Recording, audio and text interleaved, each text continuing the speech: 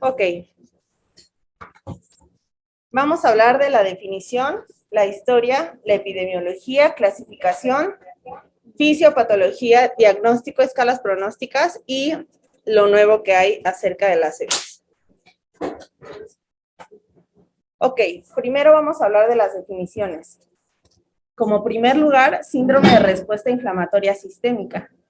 Es la situación clínica de respuesta inflamatoria general a una agresión manifestada por dos o más de las siguientes condiciones. 1. Temperatura menor a 36 o mayor a 38. Frecuencia cardíaca mayor a 90. Frecuencia respiratoria mayor a 20 o PCO2 menor a 32. Y leucocitos menor a 4 o mayor a 12,000 o 10% de bandas. Sepsis se refiere a la respuesta inflamatoria sistémica desencadenada por un proceso infeccioso.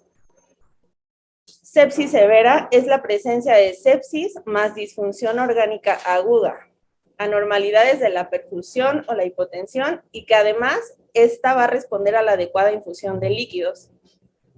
Y choque séptico es aquella sepsis grave asociada a hipotensión refractaria y esta no va a responder a líquidos, ¿ok?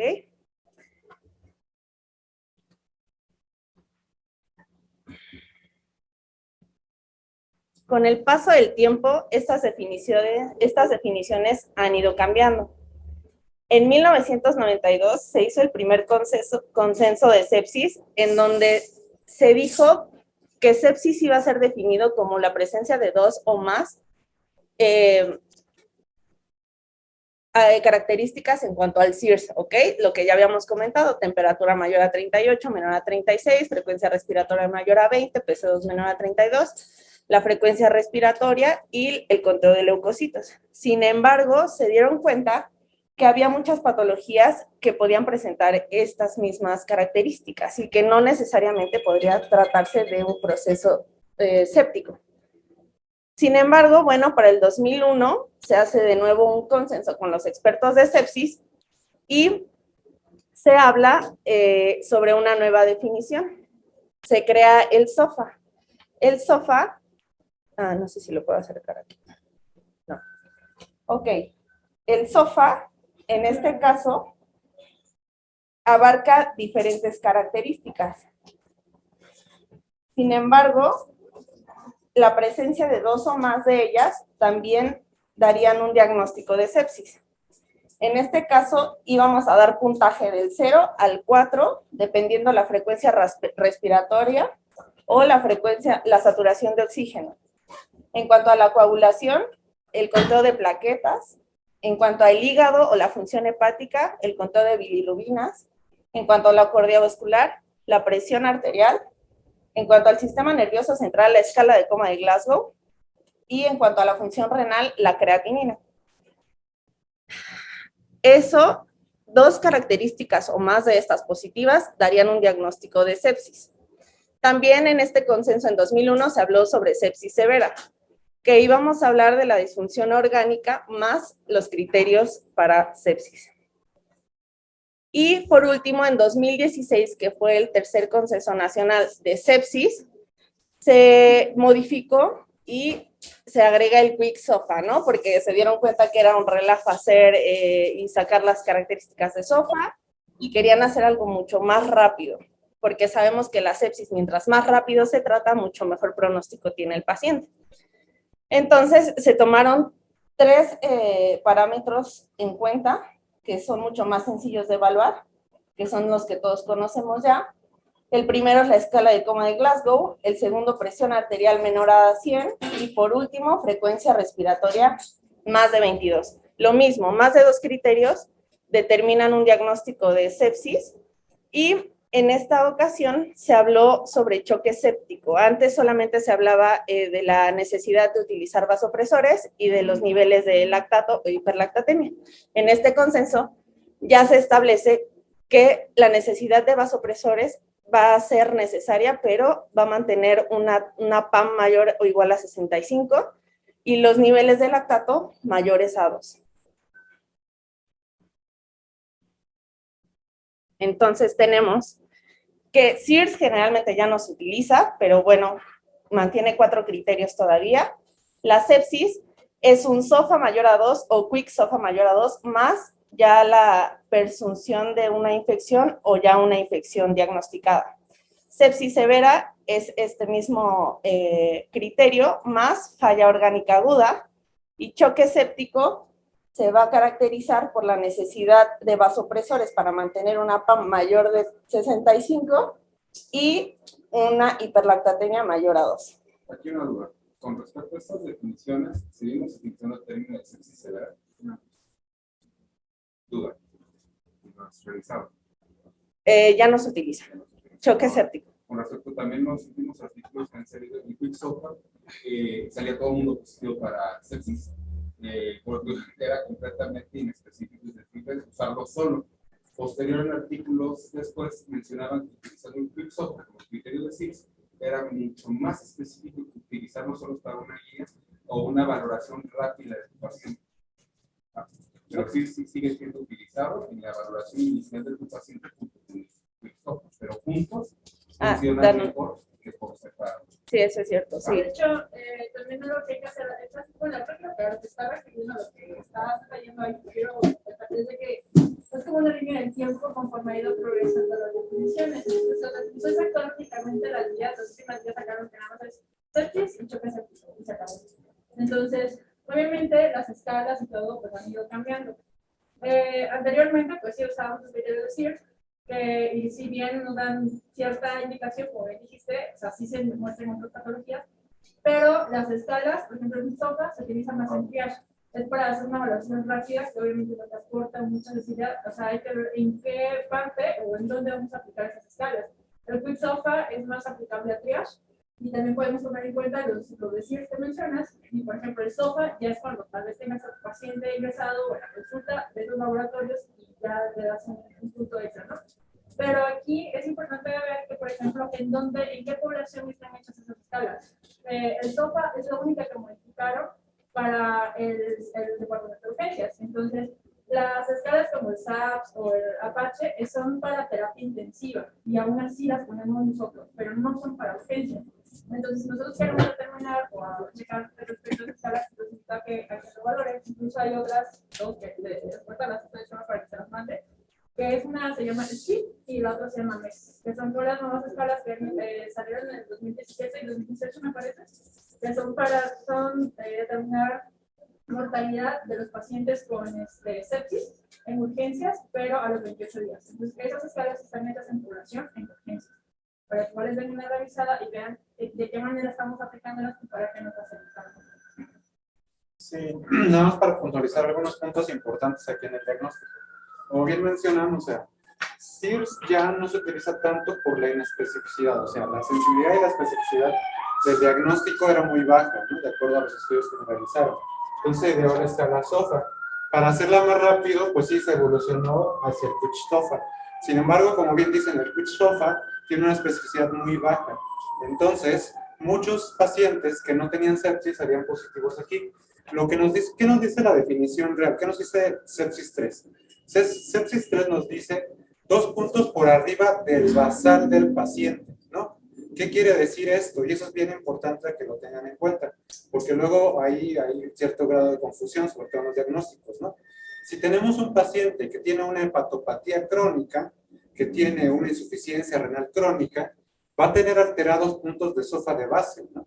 Si tenemos un paciente que tiene una demencia, porque ya por cualquier otra circunstancia, va a tener alterado ya un punto de SOFA, ¿no? Entonces, tenemos que considerar el basal del paciente, ¿no? Si tenemos la creatinina o valores previos de laboratorio, entonces considerar si se elevaron, entonces ya se le da significancia a ese laboratorio, no de manera inicial, ¿sale? ¿Por qué? Porque luego surge aquí confusión, ¿no? Llega un paciente hepatópata con algún sitio de infección, pues ya tiene bilirrubinas altas, ¿no? O sea, desde ahí ya estamos alterando, ya el paciente ya tiene una alteración de base, ¿no? Entonces, lo que nos dice la definición es que se eleve 2 puntos por encima del basal. Ahora bien, 2 puntos por encima del basal, ¿no? Tenemos un paciente ingresado a urgencias con otro cuadro que sucede muy frecuentemente, ¿no?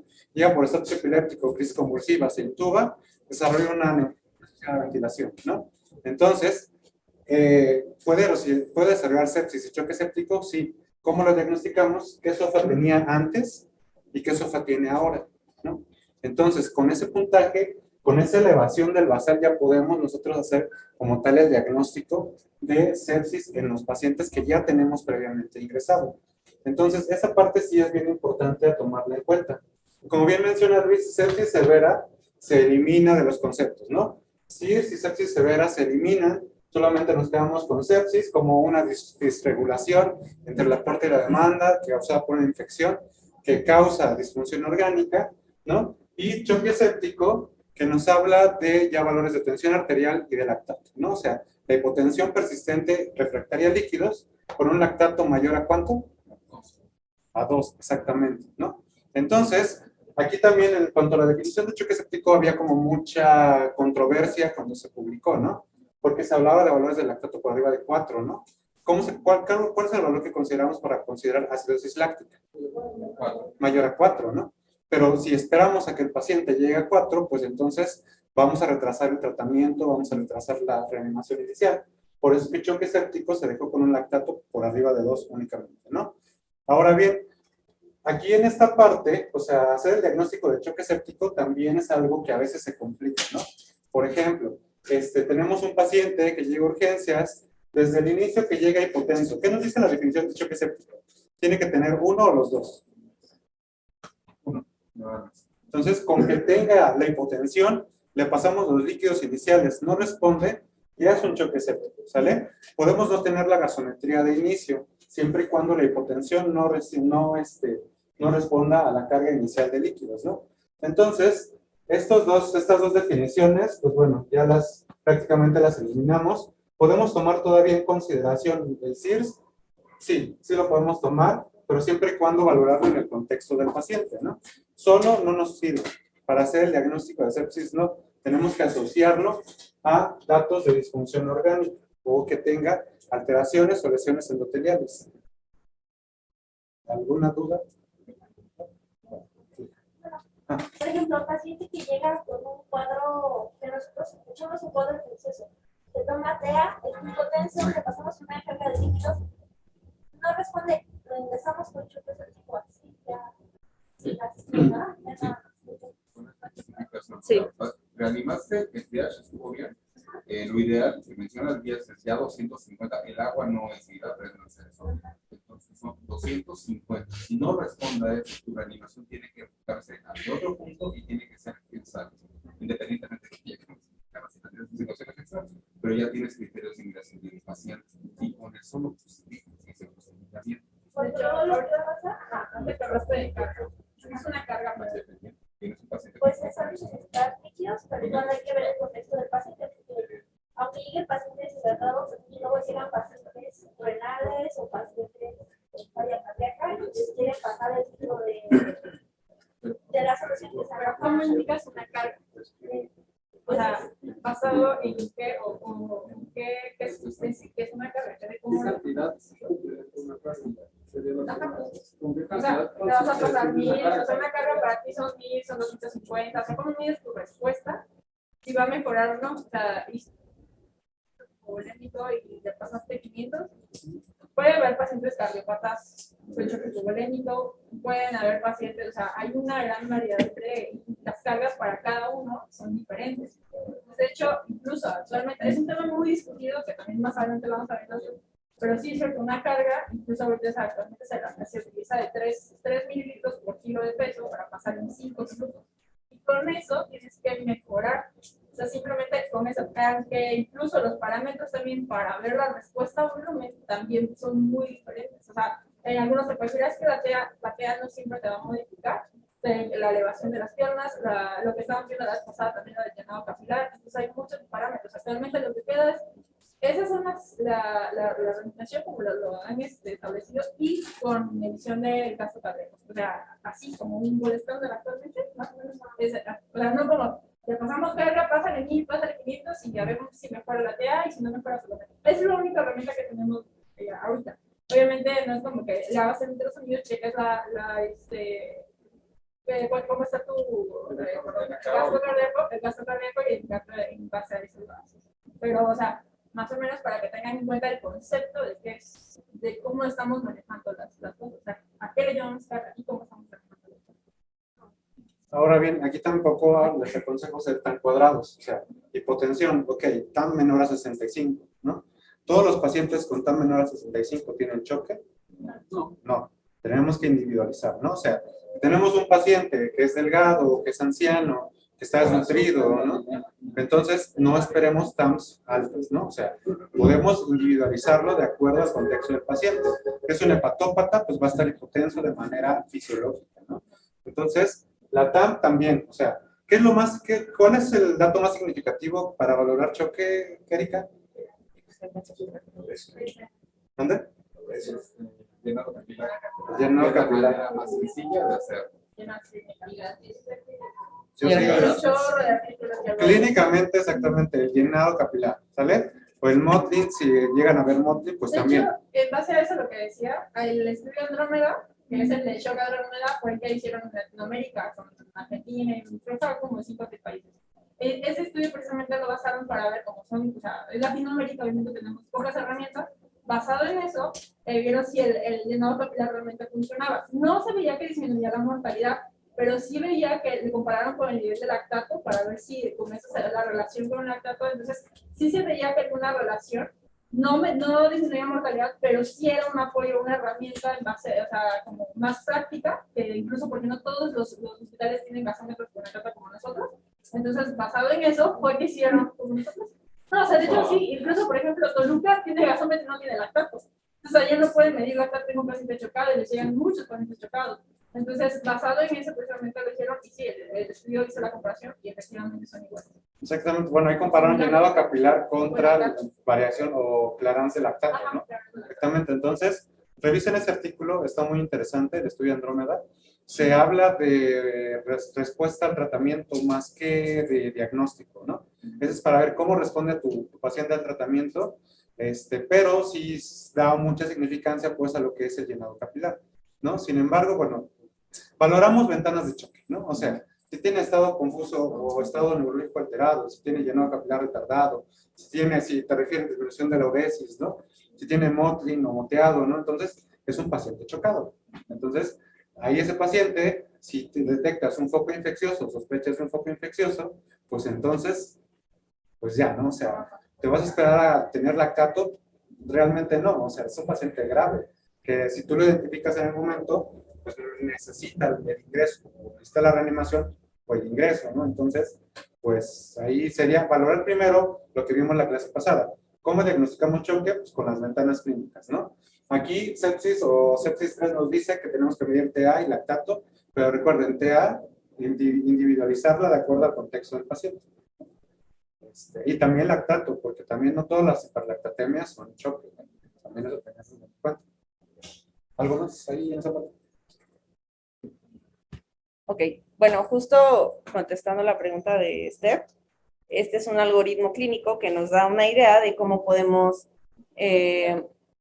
pensar en sepsis y después en choque séptico. Entonces, tenemos un paciente con una sospecha de infección y además hay evidencia de falla de algún órgano. Puede ser que le saquemos en este momento un quick SOFA y este tiene un puntaje mayor a 2. Ya con mucho más tiempo se le puede tomar un SOFA y evidenciar que tiene sepsis. Ahora se inicia la administración de líquidos y se toma un lactato. Y es aquí cuando podemos evidenciar si existe o no choque séptico. Aquí volví a poner la escala de SOFA que incluye mucho más cosas como bilirrubinas, plaquetas, la escala de coma, creatinina y PO2, que ya son características que vamos a poder evaluar en unos estudios de laboratorio. Ahora, en cuanto a la epidemiología, la incidencia mundial dice que hay aproximadamente 270 casos por cada 100,000 habitantes, con una mortalidad del 26%. De México no tenemos datos. Bueno, los estudios de NACE que hacen son precisamente basados en México. Ok. O sea, eso es, bueno, sí, obviamente los datos varían, pero ahí es donde en ese se le comunica la tecnología respecto a eso. El único que tengo fue en el 2017 y hasta los divide por causa. Dentro de nuestras causas, la de mayor mortalidad es la sepsis abdominal, 2017, seguido por la de origen pulmonar. Tuvimos 2 años y yo estoy bastante seguro que cambiaron, que giraron, porque fue la sepsis de origen pulmonar, la primera causa de muerte, y ya después sigue la abdominal, seguido por la oída, ¿vale? Entonces eso también ayuda a guiar hacia dónde tiene este tipo de paciente, que son las 3 primeras cosas que debemos de descartar. Y habla sobre la mortalidad. Afortunadamente los abdominales, en cierto porcentaje son quirúrgicos. Cuando deja el paciente quirúrgico, se elimina ese foco séptico y tiene una evolución más efectiva. La cuestión de hecho, mientras que los mujeres tienen un manejo más distinto y tienen mortalidades más elevadas. Más elevadas, exactamente. Entonces, primero abdominal, esperemos vuelva de nuevo a ser abdominal la primera, y la segunda sería de foco pulmonar. ¿Va? Ok. Bueno, existe un consenso nacional, mundial de la sepsis, y esta en sus últimos datos dice que hay de 47 a 50 millones de casos al año. Al menos 11 millones mueren en el año. 1 de cada 5 se asocia a sepsis. Y la sepsis es la primera causa de muerte en hospitales y la primera causa de readmisión hospitalaria, además de ser la enfermedad más costosa. Hasta el 50% tienen secuelas físicas o psicológicas a lo largo de su vida, y el 40% son menores de 5 años. Existe también un Día Mundial de la Sepsis, que es el 13 de septiembre, y se celebra cada año. De hecho, hay un comunicado para vamos a hacer el sepsis day este año.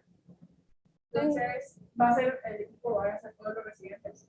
Ya se comunicaron a la doctora Acevedo, el doctor Serrano, el apoyar. Entonces, la finalidad es aquí hacer los comités, que son los que igual estamos vamos a enseñar, que obviamente van a estar como que en diferentes tipos para que cada quien se vaya encontrando. Y el punto es el 13 de septiembre, de la sepsis va a ser en varios hospitales. Entonces, la fecha, creo que sea martes, probablemente se corra tal vez al 12, porque hay muchos hospitales que hacen lo mismo, entonces para tener como mayor audiencia y que se haga de manera tal vez híbrida, pues, está todavía como planteando eso, pero sí se va. O sea, ya nos dieron luz verde para que se haga, para que se vayan preparando para eso, las ideas que tengan, pues, hacer un buen proyecto y se hace. Sepsis, cada equipo se va a enfocar en algún tema y van a dar pues, Ok, bueno, en cuanto a la etiología, esta es muy variable. Depende del microorganismo que se está sospechando o el que se evidencia. Depende de la geografía, incluso depende del ámbito en el que se va a desarrollar, e incluso depende del huésped, ¿no? Aquí hemos visto geográficamente, creo que no hay diferencia en cuanto a otros países, al menos. ¿Cuáles, como hablando, pulmonar, cuáles van a ser tus causas de sepsis? Allá voy, allá voy. Tranquilícese, por favor. Bueno, sí, efectivamente los artículos, algunos que puede revisar, hablan de que el 64% la causa es pulmonar, seguido por la gastrointestinal en un 20%, hematológica 15% y 14% de vías urinarias. Existe una predisposición en cuanto a gram positivos y gram negativos. En cuanto a gram negativos, 62%, Staph aureus es el más común, y gram positivos, pseudomonas con el 20% y E. coli en 16%. Son los más comunes y el de los que se habla como con más predisposición. Y en infecciones por hongos, sí también tiene un porcentaje alto, 19%.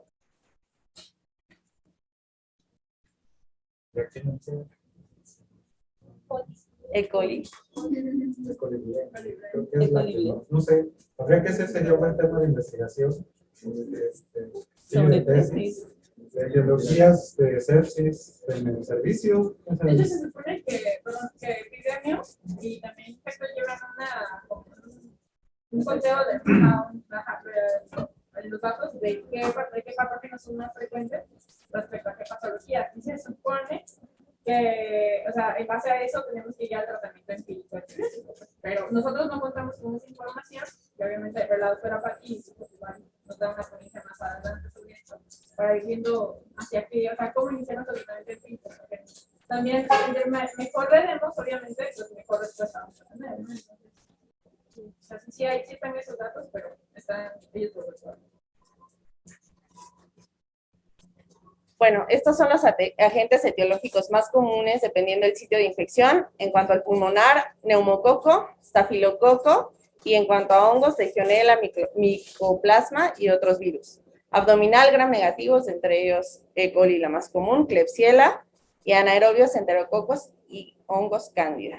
En cuanto a la piel, streptococos, Staphylococcus metilcino resistente, y urinario gram negativos, enterococos.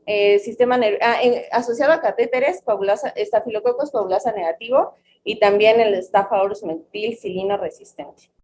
Sistema nervioso central, el más común Neisseria, seguido por neumococo, y enseguida están los gram positivos. Y bueno, en cuanto a la fisiopatología, me costó muchísimo entender y me ha costado porque me parece un tema enorme. Sin embargo, bueno, les puedo comentar algo de lo poco que entendí, y este artículo New Journal tiene estos pues como imágenes que son como me ayudaron, fue lo que más me ayudó, sinceramente. Se los mando, ojalá que el doctor nos apoye, porque de verdad me costó mucho trabajo. A ver, vamos a empezar. Bueno, entonces todos sabemos o todos tenemos el concepto de que sepsis y choque séptico es una disfunción asociada a una infección, ¿no? Sin embargo, este concepto a nivel fisiopatológico va un poco, implica mayores cosas o mayores situaciones, ¿no? ¿Cómo inicia todo? Pues, o sea, de entrada, pues bueno, que la colonización o la agregación de bacterias en un sitio estéril puede desencadenar la respuesta inmune. ¿Cómo se desencadena la respuesta inmune? ¿Cuáles son las primeras células que responden o cuáles son las células encargadas de la respuesta inmune innata? ¿Mande? Neutrófilos, ¿qué más? Macrófagos, ¿qué más? Natural killers y... ¿Mande? Células. ¿Mande? No, eso es bueno después. Células dendríticas, ¿sale? Entonces, macrófagos, eosinófilos, células dendríticas y natural killers son las primeras respondedoras, ¿no? ¿Qué hacen ¿A qué reaccionan las primeras respondedoras? ¿Qué les hace que identifiquen al organismo? El antígeno. ¿Cuáles son los antígenos que desencadenan la respuesta inflamatoria? ¿Dónde? Aparecen de las bacterias, polisacáridos. Lipopolisacáridos, ajá. ¿Qué más? Peptidoglucanos, exactamente, en el caso de las gram positivas, por ejemplo. Y, por ejemplo, los virus, ¿cuáles son las bacterias, cuáles son las sustancias que reconocen, ¿no?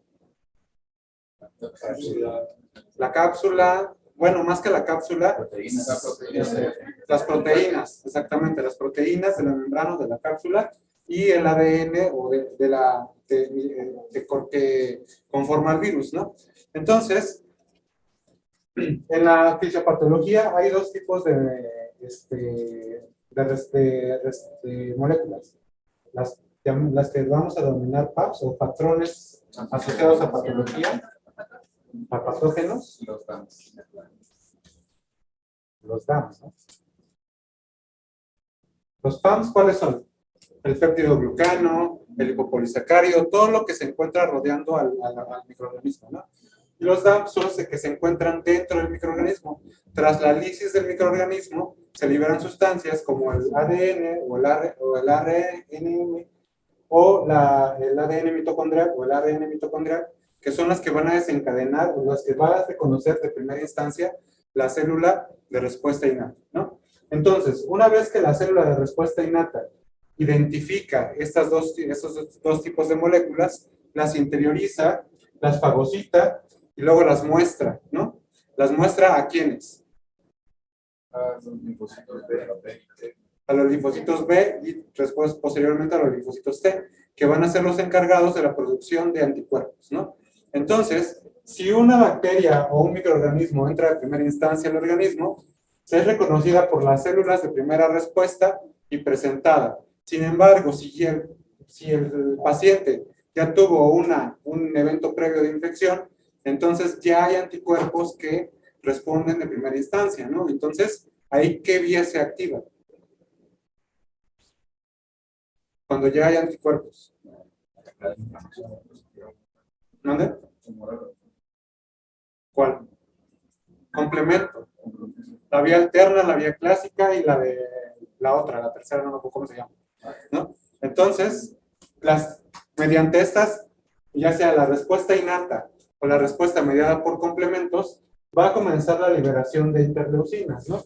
La primera interleucina que se le va a liberar es la interleucina 1, seguida de la interleucina 8 y de la interleucina 10 o la 12. Entonces, esas son las interleucinas que van a ser los principales mediadores inflamatorios a nivel de la respuesta inflamatoria, ¿no? Además de que algunas de estas interleucinas van a ser mediadores de la coagulación, ¿no? ¿Qué es lo que busca al final el organismo, no? Primero, destruir al patógeno, ¿no? Reconocerlo, interiorizarlo, destruirlo a través de sus endosomas. Segundo, limitar la respuesta inflamatoria. ¿Cómo le hace? Pues activa el sistema de coagulación. Activa ¿cómo se llama esto? El activador del plasminógeno, que va a convertir la plasmina, luego va a depositar fibrina, ¿no? Y de esa manera lo que busca es encapsular el proceso, ¿no? Para que ese proceso no se disemine. Sin embargo, factores de riesgo como la inmunosupresión, la deficiencia de células CD4, por ejemplo, pacientes sometidos a esteroides o algún otro tratamiento, van a tener esta respuesta disminuida y la infección se va a diseminar, ¿no? Además de que, bueno, en algunas situaciones también la respuesta inflamatoria no se va a limitar solamente a la respuesta o la activación de leucocitos, sino que también se va a limitar a una sobreexpresión de la cascada de coagulación. Tercero, ¿qué otros fenómenos intervienen? Las mismas citocinas que van a intervenir o que van a reclutar más células inflamatorias van a aumentar la permeabilidad del endotelio. Entonces, a través del aumento de la permeabilidad del endotelio, se van a reclutar más células inmunitarias en el sitio de la infección. Va a aumentar el flujo sanguíneo, por lo cual para que eso suceda, tiene que haber vasodilatación. Y además de eso, para que haya vasodilatación, ¿qué sustancia está implicada ahí? El óxido nítrico, ¿no? Entonces va a aumentar la producción de óxido nítrico, lo cual también va a aumentar la producción de especies reactivas de oxígeno. Eso también va a provocar daño al nivel del endotelio. ¿Qué otra respuesta se enciende en esta situación? Va a aumentar la superficie de adhesión en el endotelio. El endotelio va a comenzar a expresar sustancias o receptores de adhesión tanto a leucocitos como a plaquetas. Y también a eritrocitos que se van a quedar ahí atrapados, ¿no? Entonces, van a ver varios mecanismos aquí implicados, ¿no? Por un lado, las citocinas mismas van a provocar el aumento de, van a poder provocar daño a nivel de la célula, ¿no? Las citocinas también van a encender los focos o van a encender el switch de la apoptosis en algunas células, ¿no? Entonces, mediante la vía de las caspasas, la va a empezar a activar y eso va a generar muerte celular, tanto a nivel de las células leucocíticas como a nivel del endotelio, si la respuesta se hace más severa. Va a haber aumento en la adhesión plaquetaria, va a haber aumento en la adhesión de leucocitos, va a haber vasodilatación mediada por óxido nítrico, va a haber aumento de la permeabilidad. Si hay aumento de la permeabilidad endotelial, entonces va a haber también aumento de la permeabilidad a proteínas y a líquidos, ¿no? Por lo tanto, va a haber fuga capilar, va a haber fuga a un tercer espacio, secundaria al proceso inflamatorio. Y todo eso, como consecuencia, pues nos va a dar, uno, que el paciente comience con disfunción orgánica, dependiendo del lugar en donde se encuentre. Estamos hablando a nivel pulmonar, por ejemplo, está el alveolo, tenemos la respuesta inflamatoria localizada en el alveolo. Si hay aumento en la permeabilidad de la membrana alveolo-capilar, va a haber fuga capilar, va a haber fuga de líquido al alveolo. ¿Eso qué nos va a provocar? Edema pulmonar, un SIRA, ¿no? Si hay lesión al hepatocito porque se activa la cascada de apoptosis, va a haber lesión hepática. Como va a haber hipoperfusión, va a haber hipovolemia secundaria al secuestro de líquidos, por el aumento en la permeabilidad vascular va a haber lesión renal, ¿no? Que también va a ser exacerbada por el depósito de complemento a nivel de la nefrona o de las células de los túbulos. lo cual puede provocar una necrosis tubular, lo cual nos va a dar una insuficiencia renal de etiología renal, y nos puede dar una insuficiencia renal de etiología prerrenal. Entonces, la insuficiencia renal está condicionada por las dos vías en el paciente séptico, ¿no? Si estamos hablando de miocardio, ¿qué pasa en el miocardio? Se dilatan las cavidades, así hay cardiopatía por sepsis. Miocardiopatía. Disminuye el gasto cardíaco. Primero tenemos disminución de la precarga, ¿no? Porque hay secuestro de volumen. Entonces, eso va a provocar una disfunción diastólica. Segundo, tenemos disminución en la poscarga por el efecto dañino que hace la inflamación al miocardiocito. Entonces, como va a haber datos de inflamación a ese nivel, el miocardiocito va a disminuir su contracción o su capacidad de contractilidad, lo cual va a provocar disminución en el gasto cardíaco, tanto por disminución de la pre como disminución de la poscarga, ¿no? Va a haber disminución de las resistencias vasculares a nivel sistémico, esto mediado por la vía del óxido nítrico. Por lo tanto, también eso va a contribuir a la disfunción del miocardio, y eso también te va a contribuir a la hipoperfusión a nivel de las arterias coronarias. La presión de perfusión coronaria también se va a ver comprometida en los pacientes con sepsis, ¿no? Y si estamos hablando a nivel cerebral, ¿qué mediadores actúan ahí?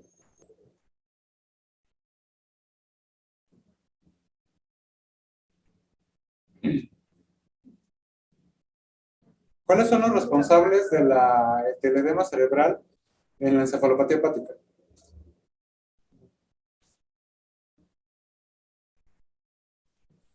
¿Qué células?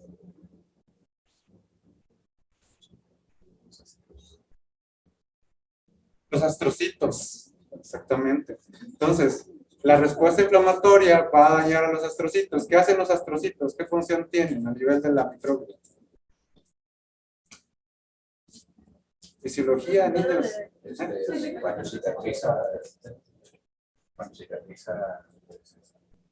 cuando hay edema, obviamente cicatrización, el astrocito es forma de esa cicatrización. La mielina, por una parte, van a ser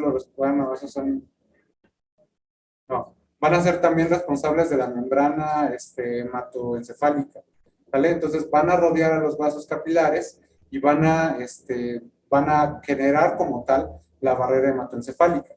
Si hay lesión a nivel del astrocito, entonces la barrera se va a ver interrumpida, lo cual va a provocar edema cerebral y lo cual también va a interrumpir la cascada de neurotransmisión.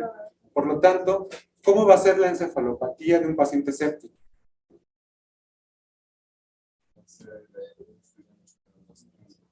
Edema cerebral vasogénico, pero ¿cómo se va a manifestar? ¿Dónde? Letargia, exactamente, hipoactividad. Más que una hiperactividad, más que estar irritable, va a estar letárgico y estuporoso. Puede haber desorientación también por alteración en los neurotransmisores, pero... Va a haber pérdida de las funciones. ¿Dónde? Va a haber pérdida de las funciones. Va a haber pérdida de las funciones mentales superiores, pero va a ser muy progresiva.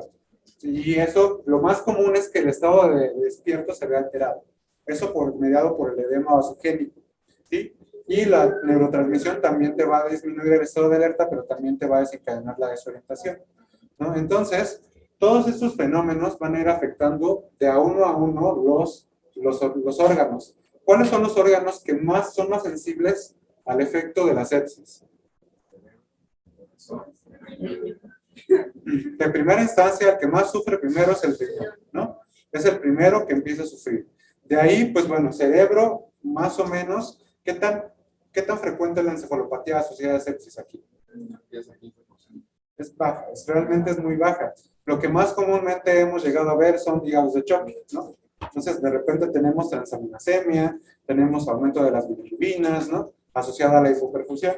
Y de nuevo, el comentario, asociado a hipoperfusión del basal del paciente, ¿no? Entonces, si ya tenemos un paciente hepatópata previo, la elevación de las transaminasas va a ser lo que nos va a determinar, no tanto la elevación de las bilirrubinas, ¿no? Entonces, aquí el daño hepático agudo se va a manifestar principalmente en las transaminasas, ¿no? No tanto en la otra parte. Y a nivel hematológico, pues va a haber disminución o disregulación de la proliferación celular, ¿no? Puede haber leucopenia, puede haber plaquetopenia, puede haber anemia, ¿no? Secundaria al proceso inflamatorio que estamos teniendo aquí, ¿no? Y uno de los principal, uno de los como hallazgos últimos que se ha visto en cuanto a la fisiopatología de la sepsis es la regulación neuroendocrina, ¿no? Antes pensábamos que el sistema neuroendocrino era, o el sistema nervioso central, nada más era como un espectador, un expectante, un órgano diana del daño. Sin embargo, actualmente vemos que el sistema parasimpático, sobre todo, tiene una actividad muy importante a nivel del control de la respuesta inmune. A través del sistema parasimpático, la liberación de acetilcolina va a disminuir la respuesta a catecolaminas y también va a disminuir la respuesta a las interleucinas. Va a disminuir la producción de las mismas y la respuesta a estas, ¿no? Entonces, ahorita se está estudiando esta parte de que el sistema neuroendocrino, el sistema nervioso central puede regular la cascada de citocinas que se libera. No tan solo es un órgano de respuesta, sino también es un órgano que controla, ¿no? Entonces, esta parte es la que apenas está como integrando a toda esta parte de la fisiopatología, ¿no? Entonces, como vemos, o sea, la pura inflamación va a ser el inicio del daño en el paciente. Cuando esta inflamación llega a ser más severa o no llega a ser no controlada, entonces va a haber todo este fenómeno de vasodilatación perpetua, de alteraciones en la neurotransmisión. La cascada de la coagulación es bien importante. ¿Por qué? Porque al haber un estado protrombótico, entonces va a haber generación de microtrombos. Esos microtrombos van a afectar la microcirculación, se van a ir a encajar en los capilares, en las arteriolas, y eso es lo que va a generar también alteraciones en la perfusión y nos va a contribuir al daño en el paciente séptico, ¿no? Entonces, son varias las vías que tenemos como de daño o de condicionantes de la enfermedad de la sepsis, ¿no? No solamente es atacar la infección, es controlar todo el proceso infeccioso e inflamatorio, además de controlar el proceso de la coagulación para mejorar al paciente. De ahí que el simple tratamiento antibiótico no sea suficiente para tratar a estos pacientes. Y ahorita lo vamos a ver con respecto a las metas de tratamiento, ahorita que las abordamos. ¿Aquí alguna duda o alguna pregunta? Gracias, doctor.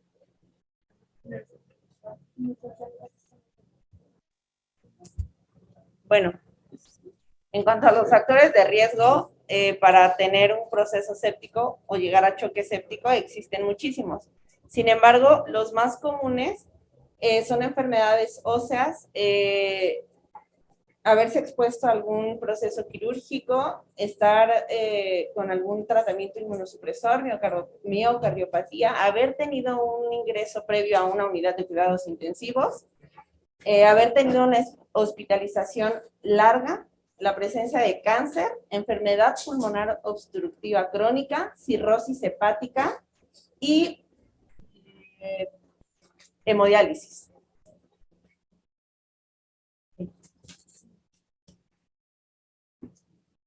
Y pues bueno, en cuanto al diagnóstico clínico, es muy importante, como dice el doctor, individualizar a los pacientes, ya que en ancianos y en alcohólicos, por ejemplo, es más común la hipotermia, más que la hipertermia, ¿no? Y en pacientes que ya tienen enfermedades neurológicas, sí, exactamente el estupor, la coma, la desorientación. Y bueno, es que mi nene estaba más estupor.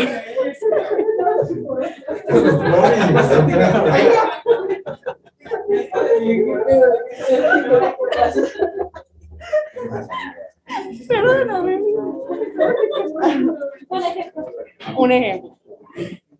Y bueno, en cuanto al sistema endocrino, puede haber hiperglucemia, insuficiencia adrenal, hipoglucemia también. En cuanto a lo neurológico, alucinaciones, coma, estupor, agitación. En cuanto a lo cardiovascular, lo más común, hipotensión, vasodilatación, choque séptico, renal, enfermedad renal aguda, necrosis tubular aguda, hipercalemia, acidosis metabólica. En cuanto a lo hematológico, anemia, leucocitosis, neutropenia, trombocitopenia. En cuanto a lo gastrointestinal, choque hepático, colestasis, coagulopatía e hiperamonemia.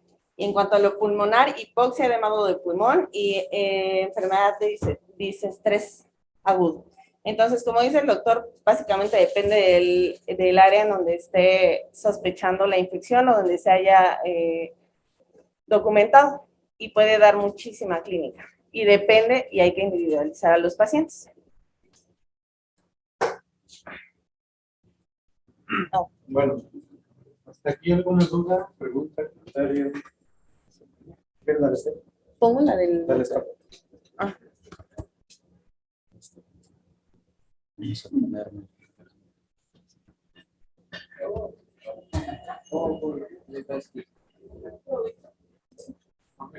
Creo que ya está grande, ¿no?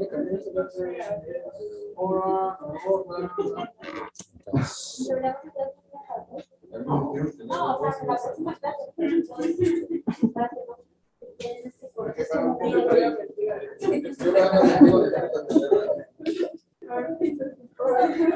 Vamos a apagar esta. Bueno, vamos a hablar ahora. ¿Alguna duda en cuanto al diagnóstico y demás? ¿No? Solo en cuestión de choque séptico, bueno, comentaron que tiene que haber una sospecha de infección, un paciente con hipotensión o una TA media de menos de 65, pero he leído la definición que tiene que tener aporte aminérgico. ¿Eso se considera solo a pesar de que no reponga con carga? No, o sea, el aporte aminérgico es consecuencia de la hipotensión. Es decir, si tú detectas y diagnosticas un choque séptico, te tienes que iniciar aminas porque ya le diste líquidos, ¿no? Para hacer el diagnóstico, primero le das, o sea, identificas un paciente con sepsis, ¿no? O potencialmente con sepsis, ¿no? Paciente llega a urgencias, fiebre, general, debilidad y demás situaciones. Tú dices, ok, puede tener sepsis. Te mides la TA y está con una TA media de los 55, ¿no? Le pasas la primera carga, no responde, evalúas nuevamente tus ventanas de choque, tu tensión arterial y sigue con datos de choque, entonces le tienes que iniciar aminas, ¿no? Entonces, ese sería como más o menos el camino a seguir en estos pacientes, obviamente individualizando la situación, mencionado. Pero sí, bueno, esta parte del diagnóstico sí es bien importante tenerla en cuenta. Ahorita vamos a hablar un poco de tratamiento, ¿no? La primera medida, cuando nosotros hablamos de sepsis y tratamiento a sepsis, lo primero que nos viene a la cabeza es el nombre de Rivers, ¿no? Entonces, Rivers durante mucho tiempo fue como un estándar de tratamiento en estos pacientes. Sin embargo, actualmente se ha puesto en duda y se han optado por tratamientos alternos, ¿no? Sin embargo, bueno, aquí hay que tener en cuenta un poco la historia del tratamiento. Antes existía, por ahí de 1991, la terapia dirigida por metas, ¿no? La terapia dirigida por metas nos proponía tener al paciente en niveles supraóptimos para pagar la deuda de oxígeno y de esa manera revertir el deterioro o la falla que estaba teniendo el paciente. Sin embargo, estudios posteriores que fueron encabezados por un investigador italiano, Fustinioni, que fue quien determinó que estos estudios o que este tratamiento aumentaba la mortalidad en los pacientes o que en el mejor de los casos no se veía beneficio. Y después vino Rivers. Rivers nos dice que, a diferencia de los anteriores, que tenemos hasta 6 horas para iniciar el tratamiento en el paciente, ¿no? Y la primera hora es importante. Es la hora de oro, ¿no? Entonces, introducir el concepto de la hora dorada fue muy importante en la época. ¿Por qué? Porque antes iniciabas tratamiento con antibióticos hasta que tenías cultivos o hasta que documentabas la infección. Actualmente, las guías nos dicen que tenemos que iniciarlo dentro de la primera hora. Por cada hora que retrasemos el inicio del antibiótico, aumenta la mortalidad de un 12 hasta un 17%. Y eso es bastante deleterio en el pronóstico de los pacientes, ¿no? Entonces, siempre tener en cuenta esto. Primera hora, iniciar antibiótico. Ahorita hablamos de qué tipos de antibiótico tenemos que utilizar. Después, Rivers nos dice que tenemos que tener metas, ¿no? Metas dentro de las primeras 6 horas, que es una presión arterial media de 65 o mayor a 65, una uresis mayor a 0.1 o ¿cuánto era? 0.5. 0.5 mililitros por kilo hora. ¿Qué más tenía Rivers? La presión menos La presión Lactato. mayor a cuánto, o de cuánto a cuánto, de 8 a 10, ¿no? De 8 a 10, el lactato, ¿de cuánto? Menor a 4, ¿no? Menor a 4. Menor a 4 milismoles. Y pues aparte nos daba un valor, ¿no? Saturación venosa central de oxígeno mayor a 70%. Y nos decía, para lograr estas metas tienes que hacer todo lo posible para tenerlas en estos valores en las primeras 6 horas. Nos decía, bueno, para la tensión arterial media, ¿qué tenemos que utilizar para tener a nuestro paciente con una MAP por arriba de 65? Vasopresores. ¿Cuál es el vasopresor de elección aún? Norepinefrina, ¿no? Dosis de norepinefrina. Se maneja de inicio hasta 0.5 microgramos por gramo. 0.5 microgramos, exactamente. Entonces, la dosis varía, ¿no? Sin embargo, nos dice también que si no logramos la presión arterial media ideal, ¿qué tenemos que hacer? Vamos a agregar la Un segundo vasopresor, ¿no? Segundo vasopresor, en este caso, vasopresina, ¿no? Vasopresina, ¿por qué? Porque norepinefrina, antes se utilizaba dopamina, ¿no? ¿Qué dijeron los estudios de Rivers con respecto a la dopamina? No aumenta la mortalidad, pero sí aumenta la incidencia de arritmias, ¿no? Y se documentó que los pacientes generaban arritmias con mayor facilidad, por lo que la dopamina se dejó de utilizar y se optó por otras aminas que actuaran en otra vía. La norepinefrina actúa sobre los receptores alfa y beta, ¿no? La vasopresina sobre los receptores específicos. Es sobre los acotorinos 4T. Exactamente, entonces actúa por vías diferentes. Y actualmente se están ensayando otros vasopresores, como la angiotensina, por ejemplo. Se ensayó en su tiempo terlipresina en lugar de vasopresina, pero se observó aumento en la incidencia de mortalidad y no había mejoría en los días de estancia tampoco.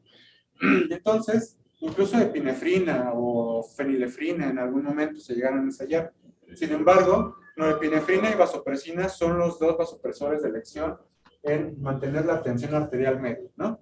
Ahora bien, ¿pero qué nos decía Rivers si la tensión arterial media llegaba a 90? ¿Qué teníamos que hacer?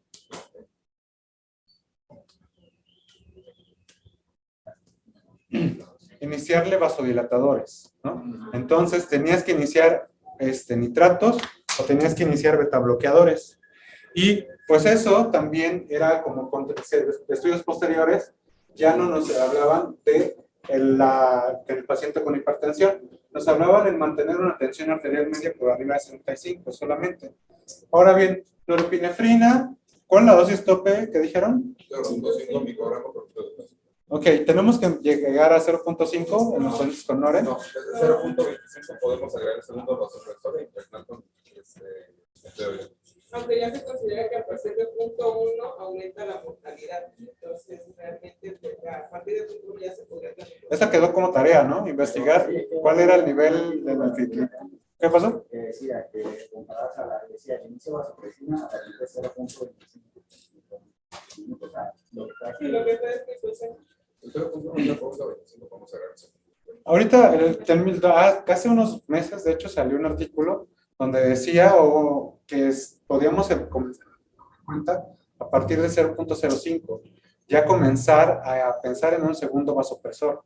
No esperarnos hasta el punto 1, hasta el punto 25, porque igual se ve un aumento en la mortalidad. ¿Qué hace la norepinefrina al final?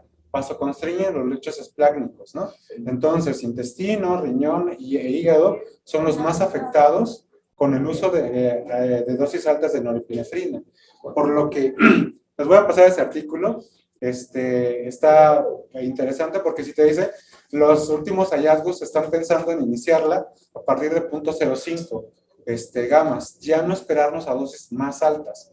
¿Por qué? Porque se ve que si el paciente no te respondió de manera inicial a dosis estándar o dosis iniciales, Si le subes las aminas no va a responder de todas maneras y vas a aumentar la vasoconstricción en los demás grupos, ¿no? Entonces, ese es el punto importante en cuanto a esto, ¿no?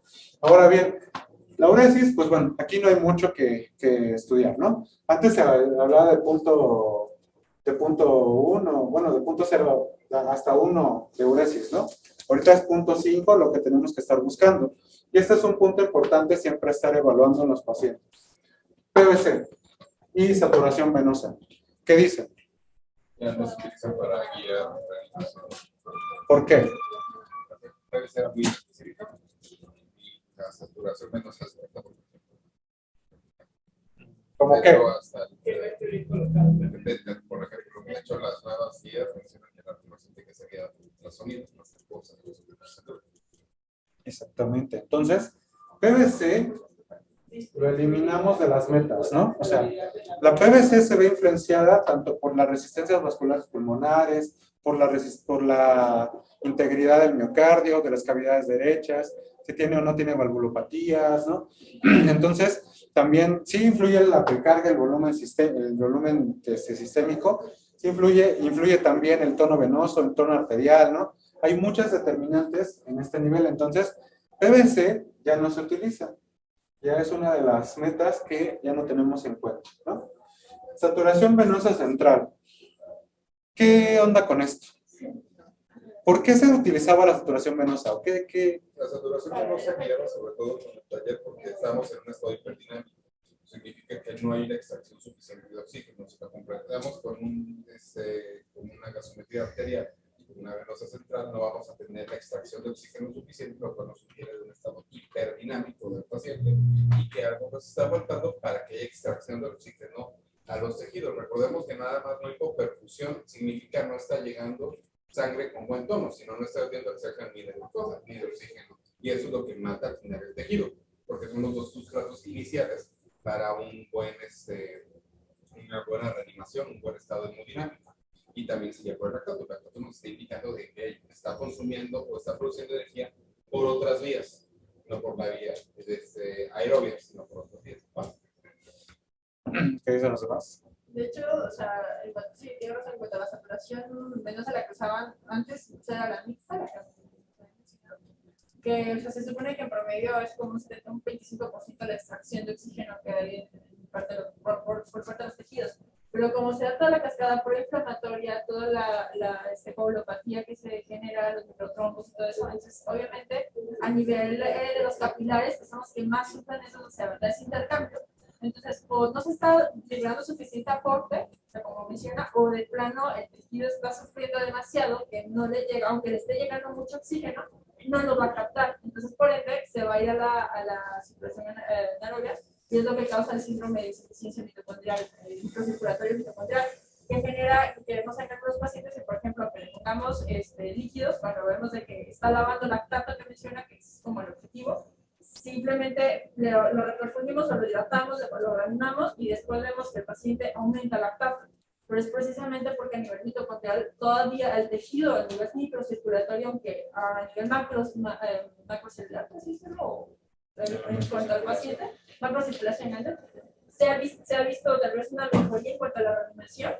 A nivel mitocondrial todavía está apareciendo entre la célula, entonces todavía hay apoptosis, todavía hay lesión y todavía se está generando mayor cantidad de lactato. Entonces por eso lo reanimamos, vemos que está bien, pero sigue generando mayor cantidad de lactato y es precisamente por eso. O sea, por eso no solamente es como en base a esto y en cuanto a la saturación venosa, pues obviamente sí se ha dado, sí obviamente tiene muchas alteraciones, porque pues sí, como mencionaba, que el catéter, que no esté bien colocado, o simplemente la medición de en qué momento vamos a agarrarlo del choque, porque si está un paciente hiperdinámico, obviamente va a estar una saturación venosa bien, pero es porque está empezando a compensar, como cuando empezamos a ver taquicardia y después empieza a ascender. O sea, hay un momento en que todas esas partes de la compensación se vencen y entonces ya vamos a agarrar en diferente etapa al paciente. Depende del momento en el que tomemos, en conclusión, depende del momento en el que tomemos la saturación venosa, y una saturación venosa única no nos da un valor como tal, ¿no? O sea, tenemos que también darle seguimiento a los niveles de saturación venosa, pero como bien mencionas, los niveles de saturación venosa se ven influenciados por otras situaciones. ¿Cuáles son los determinantes de la saturación venosa central?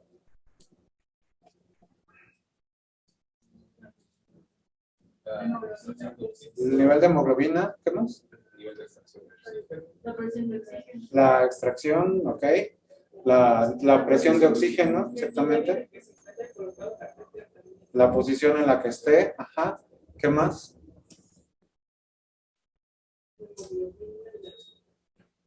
Los niveles de hemoglobina, los niveles de oxígeno en sangre, que también, bueno, que reflejan el intercambio gaseoso a nivel alveolar, y las resistencias vasculares también. Entonces, las resistencias vasculares también son un determinante importante.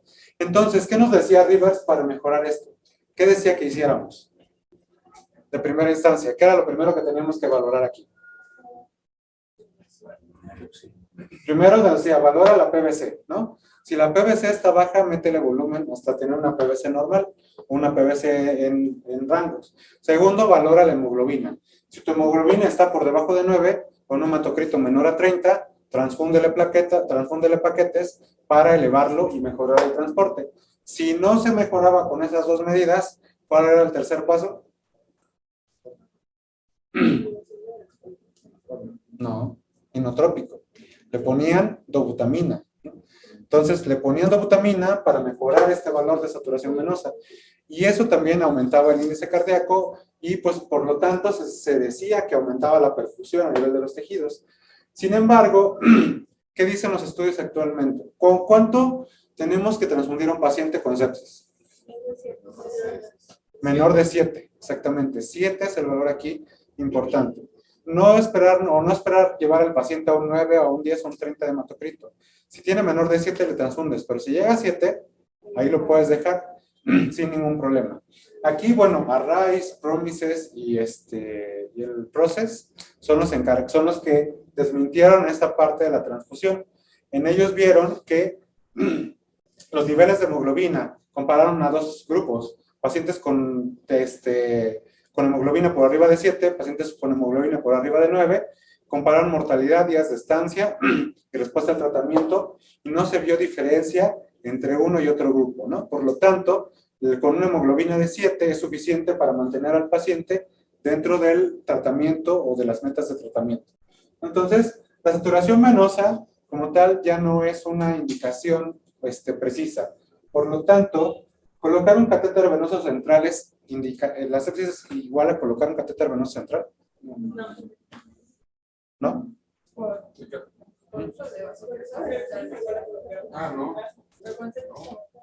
No, por incluso el uso de vasopresores se puede pasar por vía periférica. ¿Qué nos dicen las últimas revisiones? Que ya no hay poca lesión a nivel, o sea, no se ha demostrado tanta lesión como se creía anteriormente a nivel endotelial por el uso de altas dosis de vasopresores por vía periférica. Sobre todo en vasos de otro amigo. Pero los viejitos que vienen todos sépticos. Ahí sí sería como una indicación. Ajá. Si tienes a tu paciente con 1000 medicamentos pasándole, pues entonces sí puedes pensar en ponerle una vía central para apoyar la aplicación de medicamentos. Pero por tal, decir, voy a ponerle un catéter porque necesita minas, pues ya no. O sea, ya no es una indicación para colocar. Por lo tanto, saturación venosa central ya no se utiliza. ¿Qué podemos utilizar en lugar de la saturación venosa central? Que no sea ultrasonido. Pero es que el ultrasonido es Pues si estás en San Juan de las Manzanas, pues difícil. vas a tener. ¿Eh? ¿Eso qué es? Pero para medir pletimografía o plestimografía, tienes que tener un catéter arterial, porque esa la mides con la variación de pulso, mides la variabilidad del pulso. Entonces tienes que medir tu onda, la diferencia entre las dos ondas, para determinar cuánto varían, y eso lo mides con un catéter arterial. No lo puedes hacer con un oxímetro, por ejemplo, ¿no? Entonces, plestimografía, no. Sí sirve, pero no es para qué, ¿no? ¿Han escuchado del delta de PCO2? Sí. ¿Qué es eso? Es la diferencia entre la PCO2 arterial y la PCO2 venosa. La PCO2 venosa y arterial, ¿no? Ajá. ¿Qué es mayor? Exacto, el valor de corte es 6. Ajá, el valor de corte es 6, pero no me acuerdo para qué lo digo. Exactamente. No sé si ¿Recuerdan lo que les dije en la clase pasada? ¿Cuáles son los metabolitos o los productos finales de un metabolismo anaerobio? Lactato y CO2. Exactamente. Entonces, Si tienes un metabolismo anaerobio en el paciente, el nivel de CO2 va a aumentar, ¿no? Entonces, tu delta PCO2 va a aumentar también, ¿no? Entonces, ese podría ser una buena medida para monitorizar también la respuesta a la perfusión o el cambio hacia un metabolismo de anaerobio a aerobio, ¿no? Entonces, recientemente, bueno, algunos estudios han determinado que sí tiene un nivel de evidencia bastante sólido para comenzar a utilizarlo, sustituyendo precisamente la saturación venosa y sobre todo en contextos en donde no tienes pues ultrasonido, ¿no? Si tienes ultrasonido, pues sí, pues mídele la FEBI, ¿no? Mídele la vena, la vena cava, ¿no? O sea, si lo tuvieras, pero si no lo tienes, pues entonces esa puede ser una herramienta bastante interesante. Ahora bien, tiene que tener sus reservas, ¿no? O sea, tienes un paciente pocoso, pues va para atrás la del delta PCO2, ¿no? Si tienes un paciente con un SIRA severo, también va para atrás la delta PCO2. Entonces, siempre hay que evaluarlo como en el contexto del paciente. Pero entonces, el delta CO2 puede ser una buena herramienta para monitorizar el cambio del metabolismo. De clearance de lactato, que también es una buena medida, pero bueno, también habría que individualizarla en cuanto al contexto del paciente, ¿no? Hay estados con hiperlactatemia de manera basal, como insuficiencia hepática, ¿no? También insuficiencias renales pueden cursar con elevación de lactato hasta ciertos niveles. Y tenemos que partir del basal del paciente para decir que sea elevado. Una medición aislada no es suficiente para decir este paciente está chocado o este paciente no responde, ¿no? Tenemos que irlo midiendo a lo largo del tiempo. Obviamente, si tiene 7, si tiene 12, pues bueno, entonces sí, ya no, o sea, no lo piensas. Pero si tiene 3, 4, pues entonces ahí es cuando entras la duda, cuando te genera la duda, ¿no? Entonces sería otra de las medidas. Ese lactato todavía está vigente en cuanto a la monitorización del tratamiento al paciente, ¿no? Y pues, ¿qué más aquí? ¿Alguna duda aquí en esta parte? ¿No? Rivers, aquí hay una historia oscura detrás de Rivers. El chismecito dicen que el estudio de Rivers estuvo sesgado porque la farmacéutica o la industria que hacía los catéteres venosos centrales estaba detrás, lo financió. Entonces, ¿se fijan? Rivers utiliza mucho el catéter venoso central y los Songans, o sea, dice, mídele PVC, mídele saturación venosa, porque se supone, se cuenta que ahí había oscuras intenciones detrás de eso. Pero sin embargo, lean los estudios, el PROMIS, el ARISE y el PROCES, que son los estudios que contradicen lo que dice Rivers. En esos estudios se evalúa el tratamiento guiado por metas y el tratamiento por metas tempranas contra el tratamiento estandarizado, ¿no? Y observaron que en la mortalidad entre uno y otro no hay ninguna variabilidad, ¿no? Entonces, si sigues las metas de Rivers tal cual, así, tal cual dice la regla, o sigues un tratamiento estandarizado, entonces no hay mayor diferencia entre una y otra mortalidad. Y el PROCES te da otra opción, que es el tratamiento protocolizado. El tratamiento protocolizado, más que medirte estos, conserva, por ejemplo, la medición de la tensión arterial media, conserva la medición de la uresis, conserva la medición del lactato, pero te da también opciones abiertas, sobre todo en el caso de los líquidos. Ahora bien, pasando a líquidos, ¿qué dice sepsis? De las guías de sepsis. Ahorita, ¿qué dicen ustedes? No. ¿Por qué? Buen día. Porque, okay. Les voy a cambiar la Pero, bueno, ¿y tú qué le harías? Bueno, ¿y tú qué le harías? Ok. Vamos a ser un poco más concretos.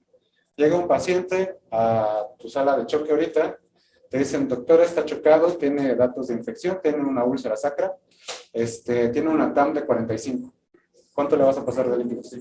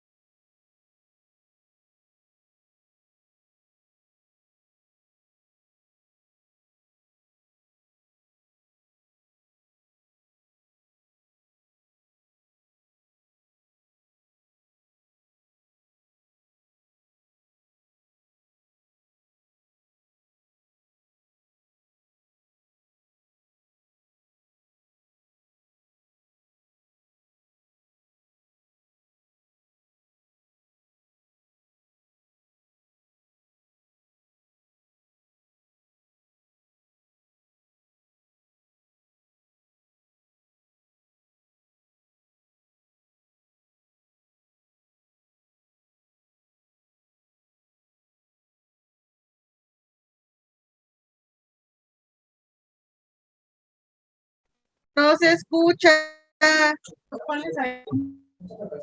Ya no lo usamos, ya lo usamos. Ajá, pero las televisiones las hacemos aproximadamente así, ¿no? Ok, supongamos que el paciente pesa 60, un estándar, 60 kilos. ¿Cuánto si le pasas 250, cuánto le estás pasando por kilo?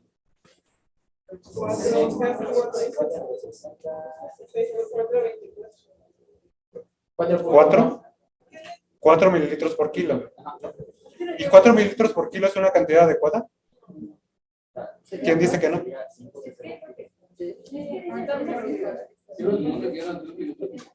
3, ¿por qué? ¿De dónde salió esa cifra?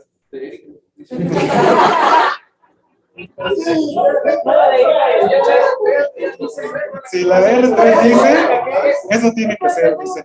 Concepto de sepsis sector 1 2022. ¿Qué dice el protocolo Rose? ¿Qué es el protocolo Rose? ¿Qué dice? El protocolo de reanimación. Ajá.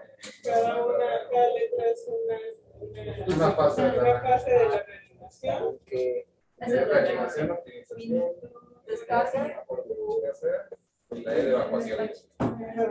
Reanimación, optimización, estabilización y evacuación. ¿No? Reanimación. ¿Qué nos dice en cuanto a la reanimación? ¿A qué se refiere esta fase? Donde vamos a utilizar volumen. Vamos a atacar el primer golpe de la respuesta inflamatoria, ¿no? Nos dice, existen 5 golpes o 5 hits a nivel de la patología crítica en el paciente, ¿no? El primer hit se produce en los primeros minutos, ¿no? El paciente llega a tu sala de urgencias y llega grave, llega hipotenso, llega con hipoperfusión. La primera medida va a ser reanimarlo, ¿no? Porque vas a limitar el daño por la agudización de la enfermedad, ¿no? O por el estado de gravedad que está teniendo el paciente. Nos dice, tienes que reanimarlo. Primero, líquidos, ¿no? Pero nos dice, ¿cuántos líquidos? 4 mililitros por kilo, ¿sale? Como máximo en la dosis del paciente. De ahí surge esa cantidad oscura que andaban manejando por ahí. Sepsis nos dice... Exactamente. Sí, pero, o sea, 3 a 5, pongamos, lo dejamos en 4, ¿no? Entonces sería la carga inicial. Sepsis nos dice 30 mililitros por kilo, pero 30 mililitros nos habla de pasarle al paciente en la primera hora 1200, 1400, ¿no? Entonces, eso es mucha cantidad de líquido. Si revisamos los estudios que les menciono, PROMIS y PROCESS nos dicen, PROCESS, por ejemplo, utilizó una cantidad estandarizada de 20 a 30, ¿no? Y no encontró diferencia en la mortalidad con pasarle menor cantidad de líquido, ¿no? PROCESS nos dice que 1000 mililitros en la primera hora contra una cantidad menor del tratamiento estandarizado. O este tratamiento me parece que fue guiado por metas, guiado por lactato, y no me acuerdo por qué otro marcador fue guiado el tratamiento acá, pero nos dice que no hubo diferencias entre pasarle los 1000 que decía Rivers o las guías de sepsis con trazarle menor cantidad de líquido, ¿no? Por lo tanto, las nuevas tendencias, de acuerdo a esta parte, nos dicen que 4 mililitros por kilo es suficiente. Ok, llega tu paciente a urgencias. A ver, no, ya. A ver, Pablo. Llega ya, le pasaste, viste al paciente, dijiste, pásale a 250, ¿y cómo valoras la respuesta líquida? Le puedo checar una TA al paciente, ¿no? Una TA al paciente, ¿y qué esperas encontrar ahí? Vamos a tomar una TA al paciente y vamos a ver la presión arterial, si hay la frecuencia cardíaca, vemos si hay una disminución de la frecuencia cardíaca. Ajá. ¿Esos son parámetros específicos o sensibles para determinar la respuesta a líquidos? No. El ultrasonido. Bueno, pero dice usted que el San Juan de la Manzana no hay. Bueno, aquí en el GEA, pues. Pues de hecho, aquí con el ultrasonido se puede hacer como una elevación de piernas para medir y debe de elevar el 14% de lo que es la vena cava con medido con ultrasonido. Y nos va a decir que va a responder a líquidos, entonces le podemos otorgar líquidos. Si no responde, entonces ya podemos ocupar una vena. ¿Qué dicen? Que sería lo sencillo en ese momento. ¿Tú qué dices? Bueno, si es por ultrasonido, pues sí, ¿verdad? Así reanimamos, así pues sí. De hecho, así reanimamos la otra vez su paciente. Resulta tal cual, o sea, empezamos a sacar por vena cava, le hicimos sin elevación de las piernas primero, pero ya luego le elevamos las piernas al paciente, se observó la vena cava y seguía colapsada. Seguimos pasando líquidos y fuimos por la...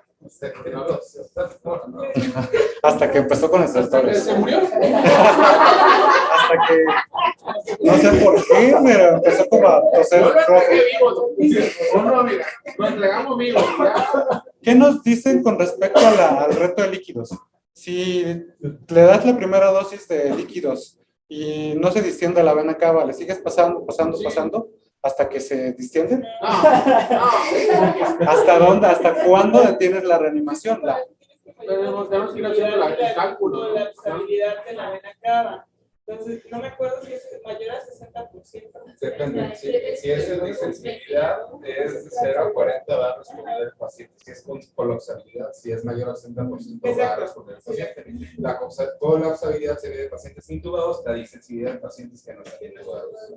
Y no solamente se guían por la vena cava, si no lo encuentran vena cava porque está gordito, porque tiene prosapnea, Aunque ya no la vez pasada, ¿no? Porque, o sea, el hecho de que te diga que responde a líquidos no significa que realmente tengas que estarle pasando líquido todo el tiempo al paciente. Es que siento que el gasto Porque paciente lo normal es que todos respondamos a líquidos. No, pues sí. Porque lo normal es que todos respondamos las preguntas, pero tampoco las hacemos. Entonces, el reto... a ver. Bueno, o sea, lo que mencionaba respecto a la vena cava, yo creo que ya lo habíamos comentado la vez pasada, de la sensibilidad que tiene mayor sensibilidad la yugular de la vena cava, o sea, precisamente porque pacientes con hepatopatía, con alguna alteración, o incluso que tengan alguna obstrucción a nivel de o alguna patología de la aurícula derecha, también nos va a generar alteración de la medición de la vena cava del paciente, es una cardiopatía. Entonces, y la vena yugular es más específica, incluso si es el índice yugular carótido. Entonces, ese es un dato, pero es igual, o sea, se supone que sí tiene más especificidad. Y en cuanto a la reanimación, pues, en lugar, o sea, sí están esos datos, que son como más prácticos en urgencias, pero se supone que por ultrasonido se tiene que medir el gasto cardíaco. O sea, es preferiblemente medir el gasto cardíaco de un paciente que la vena cava, porque eso es lo que nos da mayor sensibilidad a si está respondiendo a líquidos o si va a responder incluso a líquidos. Se mide primero, antes de reanimarlo, se pasa la carga, después de la carga se vuelve a corroborar y es un aumento de presencia de 10%, entonces eso es lo que te refiere que el paciente es respondedor a líquidos. Exactamente, pero como bien mencionan, o sea, aquí vas a valorar si tu paciente responde a líquidos, pero lo más significativo es cuando no te responde, ¿no? O sea, el punto que tú vas a buscar en el reto de líquidos es al paciente que no responde, porque a ese paciente le vas a limitar la cantidad de líquidos en la fase de optimización y de estabilización. No le vas a seguir pasando la misma cantidad a un paciente que aquí que te respondió adecuadamente en la reanimación, que el que no te respondió, ¿no? Por ejemplo, pacientes con insuficiencia renal crónica, pacientes con insuficiencia cardíaca crónica, la evaluación de la vena cava y de la vena yugular en un reto de líquidos nos puede ser de mucha utilidad, porque esos pacientes nos van a decir, a este paciente que no te respondió al reto de líquidos, no le vayas a dejar 1000 para 12, ¿no? O sea, no le vayas a dejar 1000 para 8.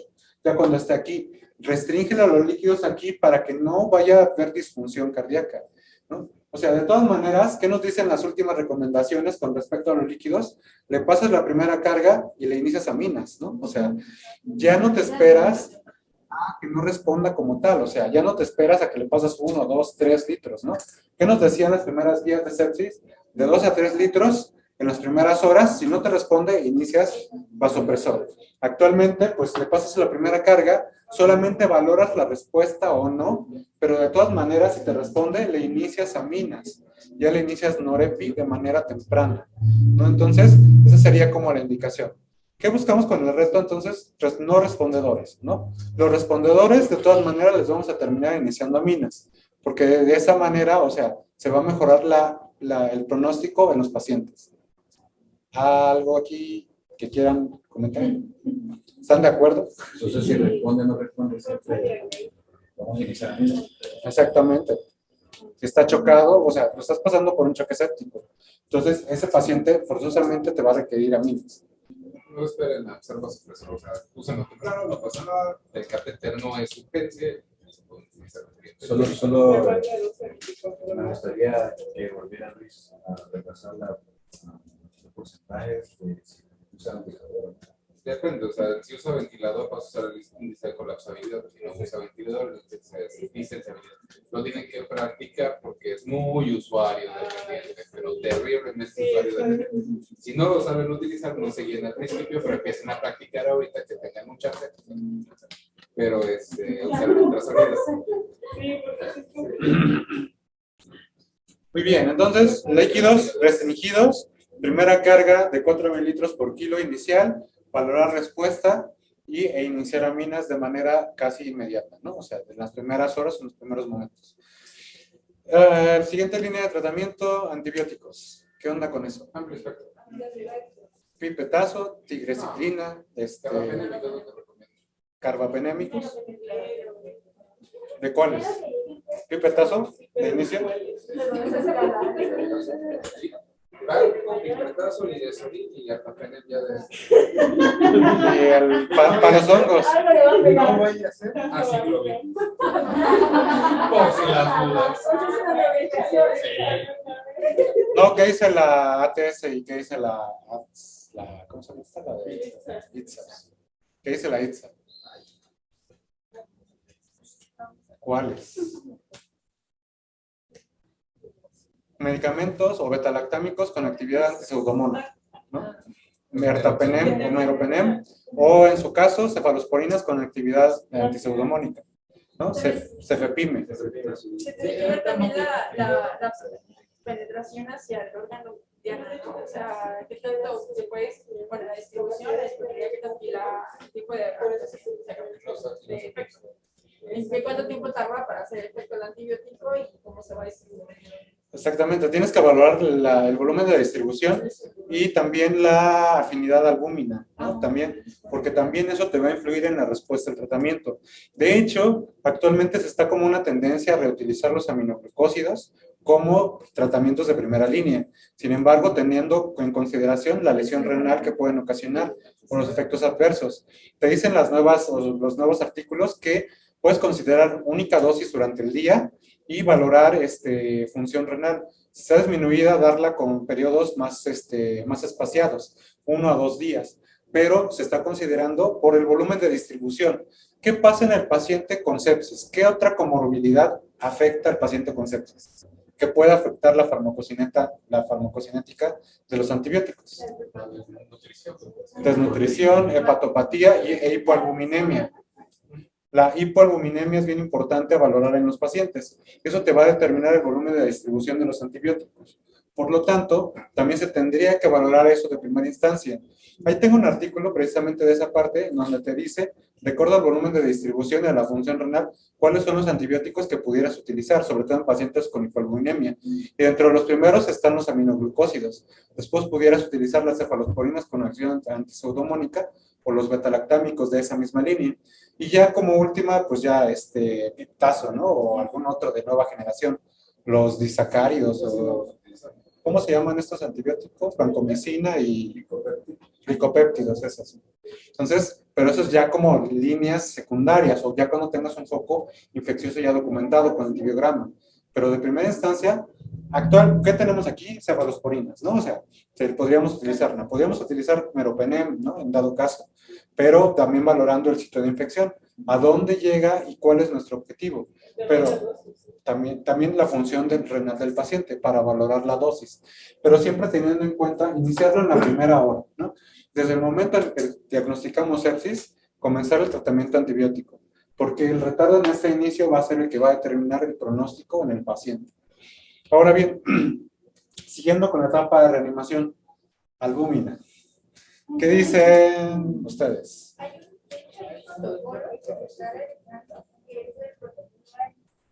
Todavía no se termina menciona en la albúmina, en la primera derecho de las 6 a las 24 horas, donde se identifica la sepsis. Esto incrementa o hay un descenso en la mortalidad de los pacientes y se debe de llevar a cabo los 28 días siguientes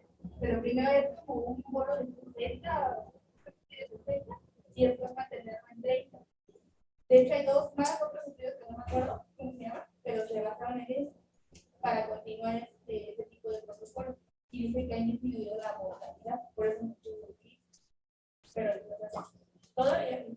¿Qué dicen los demás? ¿Qué han leído con respecto al uso de albúmina? Es controversial. Es controversial. Individualizado. Menciona que disminuye el riesgo cardiovascular en pacientes incluso con sepsis. Pero, o sea, realmente sí es controversial porque pues no hay como, se necesitan estudios multicéntricos que puedan probar realmente el uso, porque hay como artículos de investigaciones separadas, pero no se ha hecho multicéntrico como tal para.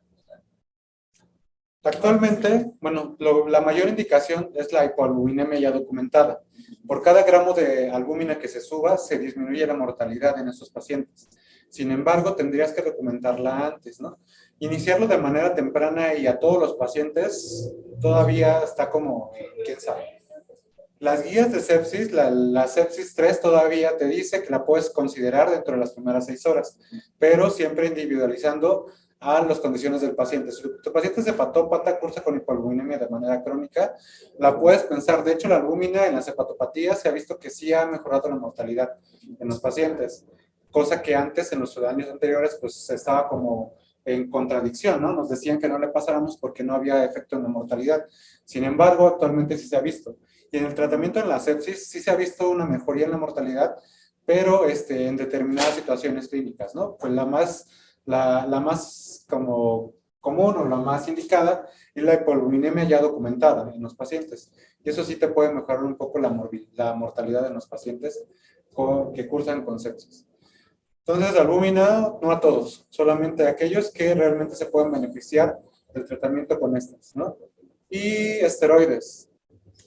Hidrocortisona, ¿en qué casos?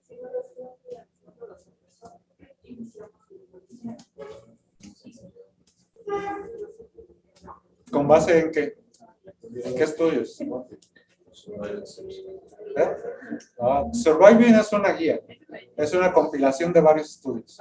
Pero ¿cuáles son los estudios que te sustentan el uso de corticosteroides? ¿Cuál? Córticos. ¿Qué dice Córticos? Pues, o sea, realmente, o sea, lo que ganó es como que, o sea, si no se pantalla o la dosis depende de la dosis. Aquí no te lo por favor. Es que no te oigo.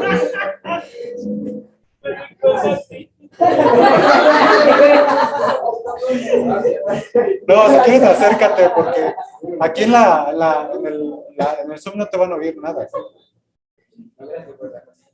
No, o sea, depende, o sea, el contexto del paciente, para así que, o sea, por ejemplo, si el paciente está con vasopresor, realmente a dosis de pronto de 0,25 microgramos por kilo minuto, pues realmente es una indicación de inicio de hidrocortisona a dosis de 200 miligramos día o de 50 miligramos cada 6 horas. Esa es la recomendación del paciente. Ok. Pues, bueno, por un lado tú dices 0.25 de norepi, ¿no? Pero ¿y de vaso? ¿Con qué nivel de vaso inicio hidrocortisona?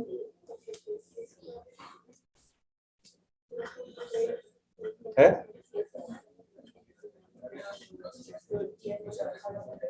No, ¿De cuánto de vaso? ¿Cuántas unidades?